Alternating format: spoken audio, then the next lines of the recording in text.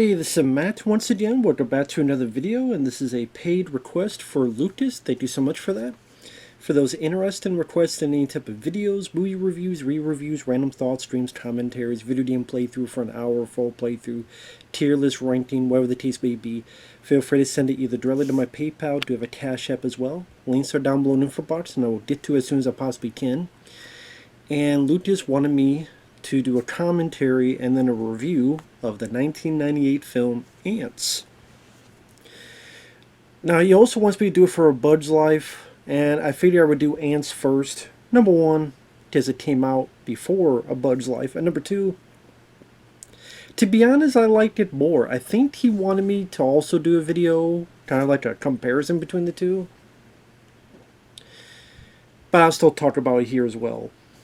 For what I understand, Jeffrey Katzenberg, he used to be with Disney. Something happened between him and Michael Eisner and among other stuff where eventually they went their separate ways. Now, before he left, apparently one of the ideas come running about at Disney, Pixar, which was coming out with stuff like Toy Story, was that they wanted to do something with Antz.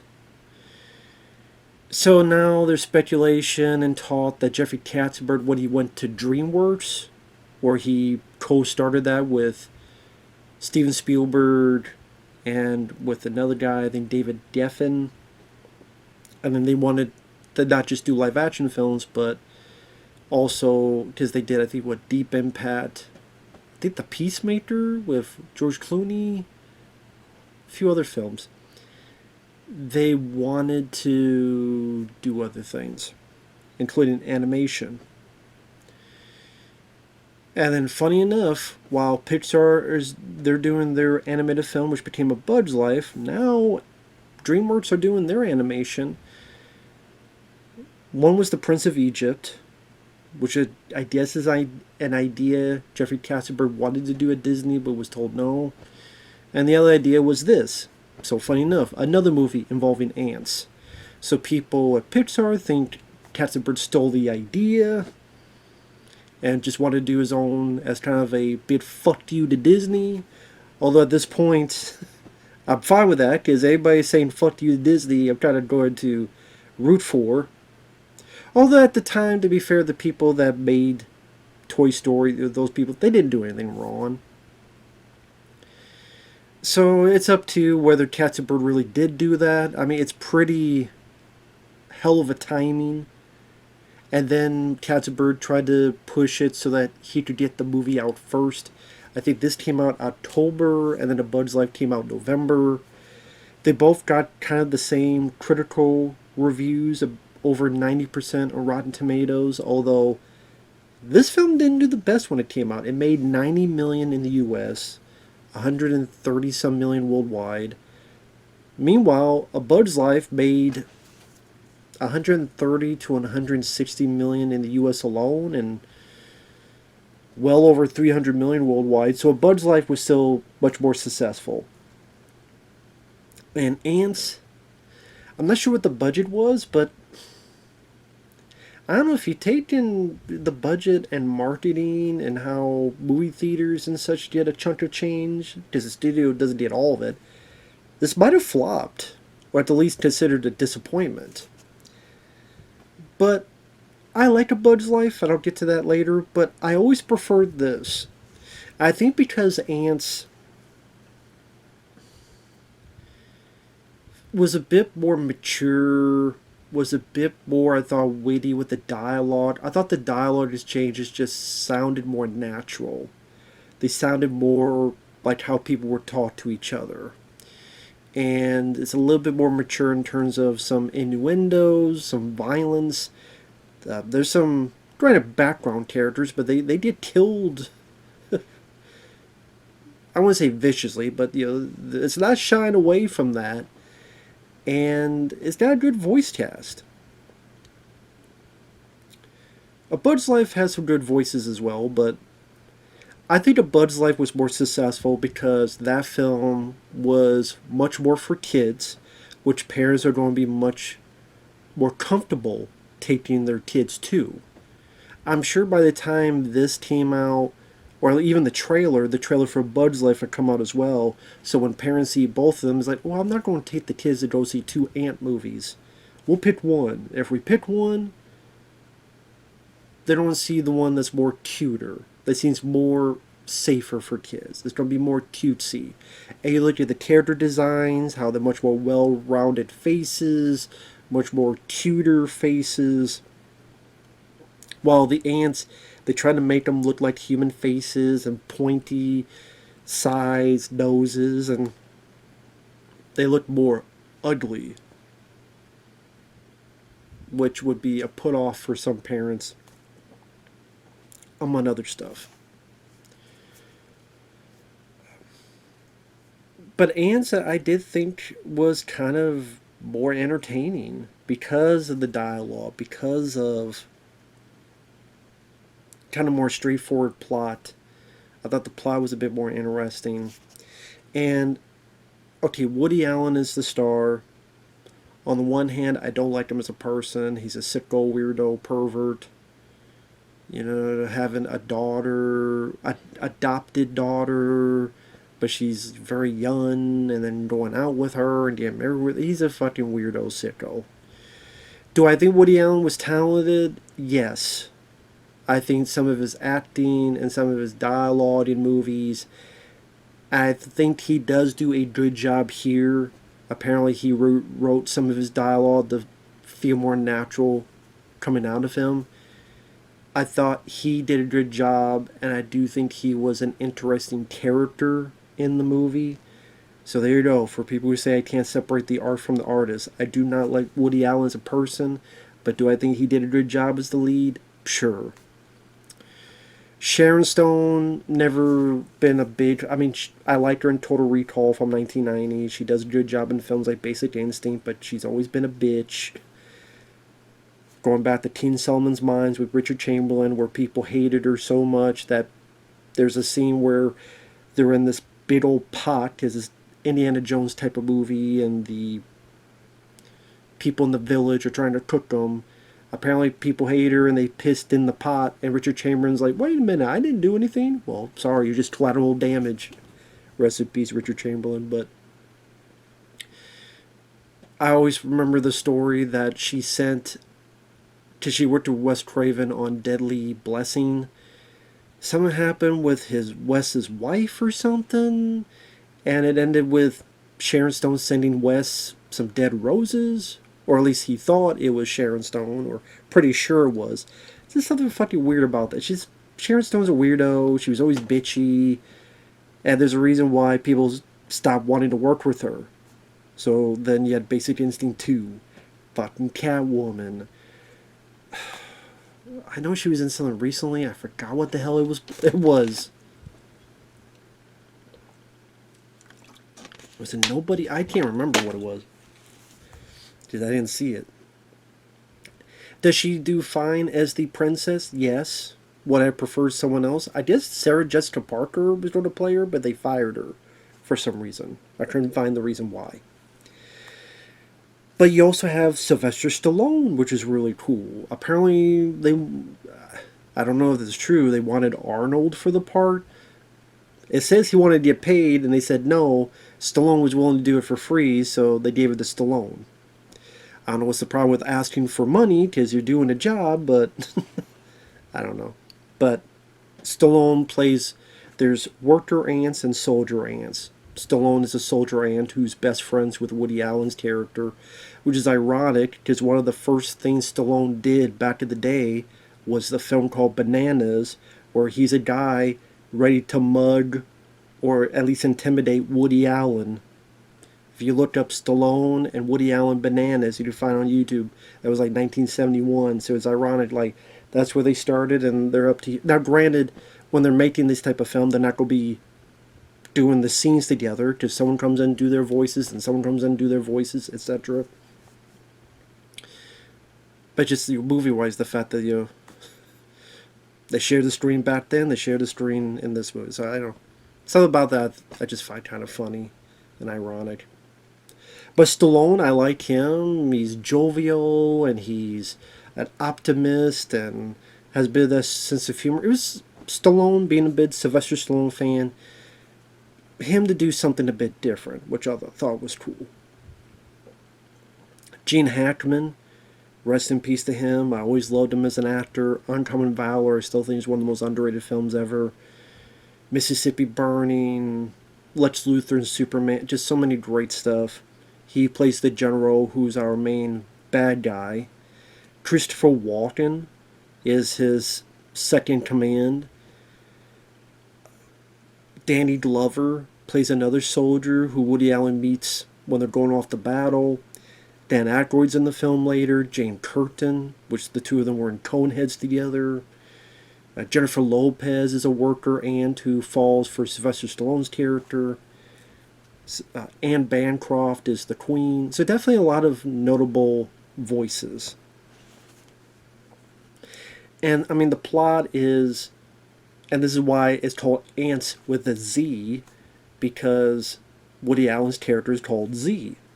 He's a worker ant. He's neurotic because he's Woody Allen. And he hates that he feels so insignificant. He wants something better. And he wants to be his own choice.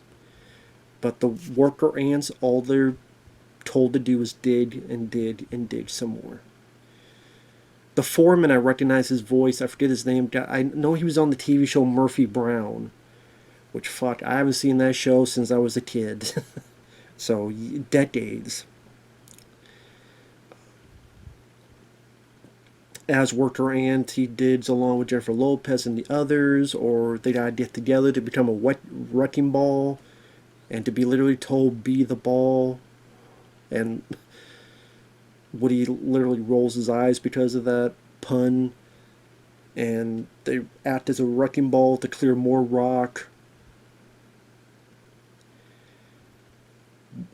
One day, the princess, who is supposed to marry Gene Hackman, she just wants to be out about and not be stuck in with all the other royal people. She wants to fit in. So she goes incognito to this bar where Woody Allen, Stallone, all these characters are at. She looks at Woody Allen's character, hey, why don't we go dance? They start dancing. He wants to be an individual. She likes that. They start dancing. You have a reference to Pulp Fiction doing this, which after Pulp Fiction for like the next 5 years, almost anytime someone danced, you always had them do this or this to reference Pulp Fiction.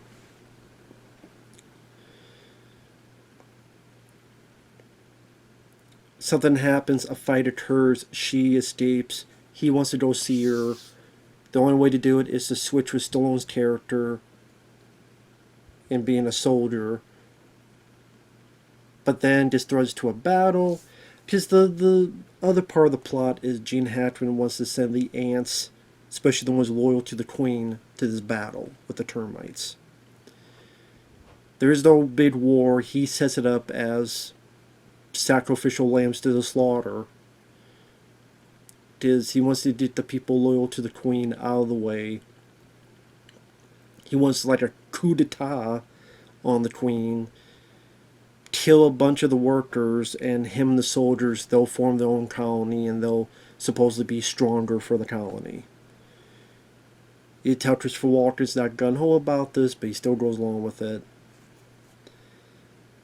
Eventually, Woody Allen's the only one to survive, comes back, some shenanigans happen, him and the princess or ejected out accidentally to the outside world. He's like, fuck this, I'm not going back. I'm going to this place I've heard called Insectopia. She doesn't want to go along. And he's like, fine, go on your way then. I'll go by myself. She ultimately goes along because she feels safer. They goes through some ups and downs, get there. Christopher Walken finds her, they go back.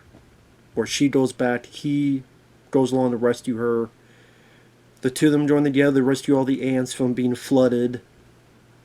One thing leads to another. Everything's happy. There's a lot more. There's more to it than that, but just to sum up the plot. The animation, I mean, it's 1998. I think it works fine for the time. Yeah, A Bug's Life is definitely much more colorful, and you have more variety of insects. I say with the insets, they try to make it more realistic in Antz, while it's a bit more fantastical in A Bug's Life. That's going to depend on your preference, on how you feel about the design of the characters. The faces in the ants in this movie are pretty ugly. Because they want to make them look like the humans who are playing them, but then an ant as well. So it's not the best looking design. It's a bit kind of weird. But I think that the voice acting helps carry through it and then some. And I didn't mind some designs of the other creatures, like the wasps that Dan Aykroyd and Jane Curtin play later, and some of the others. But it's a very short film. It goes at a very fast pace. Like, if you take out the end credits, it's only an hour and 18 minutes. So it flies by fast. It was cool to see people like Gene Hackman and Stallone and Danny Glover be in there. I think some of the line readings are kind of funny and how natural they sound. And, for example, Sharon Stone finally talks to Gene Hackman, finally takes a few minutes of his time, and she's like, "So, how was your day?" We declare war." "Oh, talk about a rough day." Or when Woody Allen and Stallone are talking and they have this drink. "You don't drink?" And Woody Allen's like, "Well, I just have this thing about drinking from the anus of another creature." Suit yourself. Now, every day you hear Stallone say, "Come on, what are you bitching about?" And that's another thing that was kind of interesting, is that this trying to push it for an animated film, which I think is why it's PG, I believe. This is, that's probably the worst he did of the cussing. You get some innuendos. There's a funny line where Woody Allen, after him and the princess are fighting, he's like, "I was going to let you become part of my most erotic fantasies, but you could just forget about it, okay? Just write it off. No more." Which little kids may pass over, but I thought, okay, that's kind of funny. That sounds like something that would be in a Woody Allen film.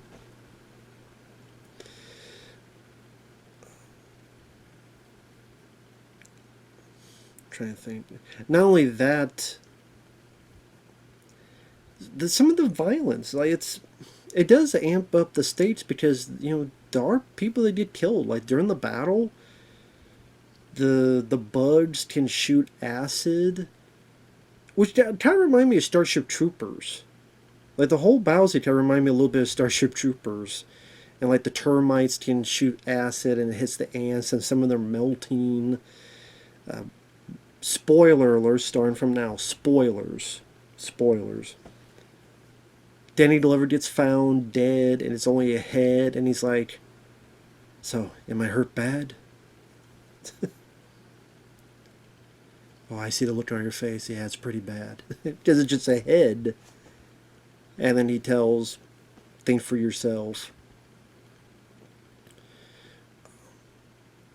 When the princess and Sharon Stone and Woody Allen accidentally get out of the colony, some ants are following them, and they see this magnifying glass, which to them looks like a UFO. And "Oh, it's beautiful." So the guy gets turned to crispy critters, and you see some of the ants get burnt alive, turn into fucking charcoal. So it's a bit surprising. And I forgot watch this again because it's kind of rather dark. When they come across this sandwich, but that's in this foil, is, "Oh, what is it? Must be a force field." Dan Aykroyd and Jane Curtin, they try to help, and they talk like very upper echelon, snotty people, but they mean well. And a fly swatter comes down. Our two main characters avoid it, but Jane Curtin gets killed. And for a second, I'm like, okay, is she kind of going to be just knocked out? Is she just trying to shake it off? No, she's dead. The point the later you see Dan Aykroyd, he's drunk. Because his wife is gone. And helps Woody Allen get back to the colony, leaves. I just continue drinking, continue getting drunk, and I don't know, drink himself to death. I mean, it's pretty depressing. I mean, it's. I think that's what it is watching this film compared to A Bug's Life is. I've said this before. As I'm older, if a film is a little bit more mature, but when I say that, I'm not talking about Sausage Party. Oh, the hot dog is in the thing and it means fucking. Or, oh, this has a bunch of fart jokes and shit jokes. I'm not talking about that. I'm talking about a little bit more with the violence, a little bit more with the innuendos, but trying to be a bit more witty, trying to be a bit more clever, which is what this does, in my opinion. Because I am an older person, I gravitate towards that more. I'm not saying I can't enjoy something that's more titty, but it's more appealing to me of this film compared to A Bug's Life because it seems like it was meant for my age, that type of thing. For example, people who know me know I'm a big Ninja Turtles fan. I will always hold a special place in my heart for the 80s Ninja Turtles cartoon because it's what got me into the characters in the first place. I have fond memories watching them as a kid. I could watch them now, but I much prefer the 2003 Ninja Turtles cartoon. That's what I would watch more of, I would rewatch more of, I would get more into, because it's more my cup of tea, because it's a little bit more mature, it's a little bit more serious, it's a little bit more for my age.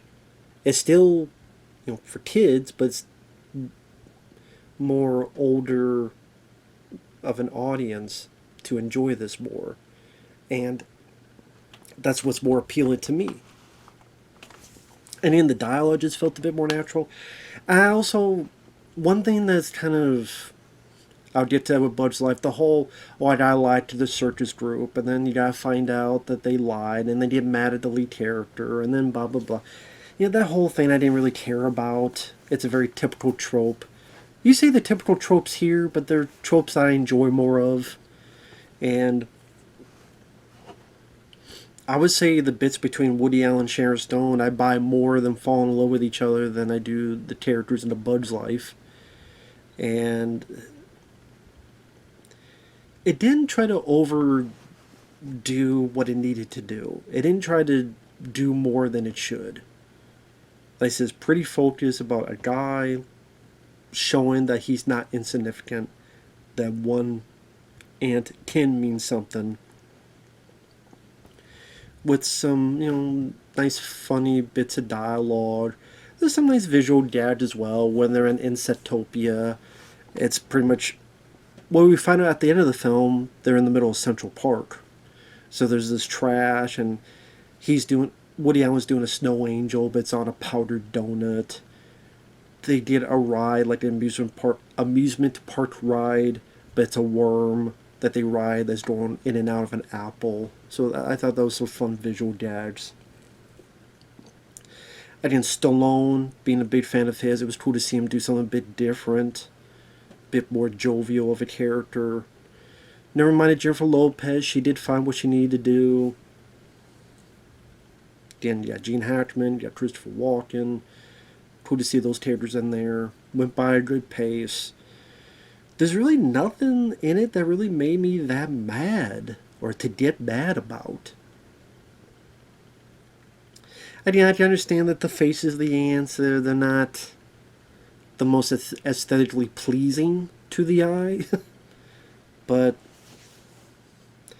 I guess also, spoilers for the very end, everything's flooding. Woody Allen gets the plan, listen, let's work together.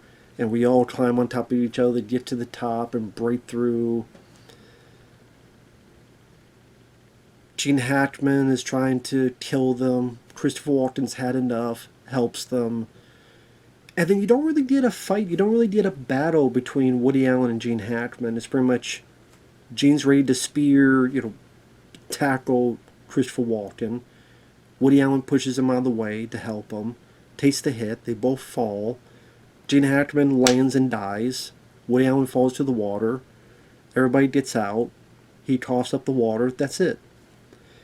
So I was hoping like for a little bit of a battle, a little bit of some kind of more of Woody versus Gene Hackman, but I'm sure it's one of those rules where, like Disney has, where they don't want their main character to kill the bad guy.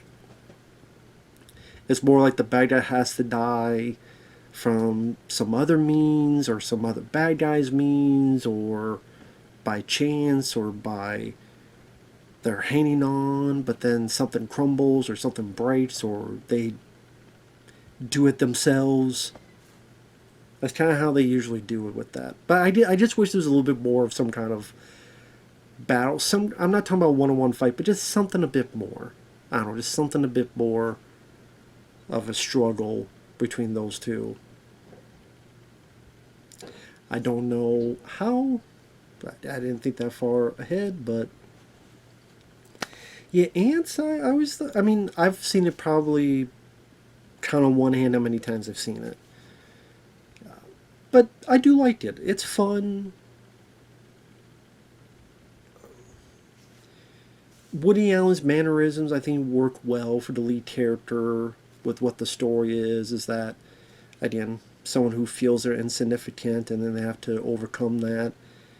He works for what it needs to happen, for what the story needs to play out. And some people say that the movie didn't know what it wanted to be. I don't really agree with that. I think it stuck with the tone and it kept with it. It wasn't... People, I think, I'm sure thought it would be more of a childish tone. Like A Bug's Life. That's the thing though, if you want that, you go watch A Bug's Life. If you want something a little bit more unique, someone say like a little bit more of a satire version of A Bug's Life, which maybe that's another reason why I like this one more than this is the one for you. Again, I don't hate a Bug's Life, but I do like this one more. So, with that said, thanks for watching, take care, and we will see you guys in the next video. Bye-bye.